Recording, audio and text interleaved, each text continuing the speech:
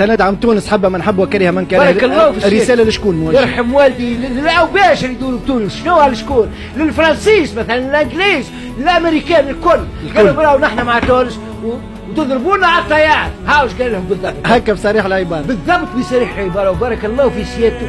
ونحن تونس في السياق اللي استضعفت فيها تونس من طرف كثير من الاوباش في الداخل والخارج. نحن كي نلقوا الشقيقه الجزائر، وما ادراك ما الجزائر، بن علي يحكم تونس لانه الجزائر معاه، لانه ايطاليا معاه، لانه المحيط بتاعه الاقليمي معاه. ونتصور انا يعني قيس اليوم الرئيس قيس سعيد عنده دعم الجزائري. نعم.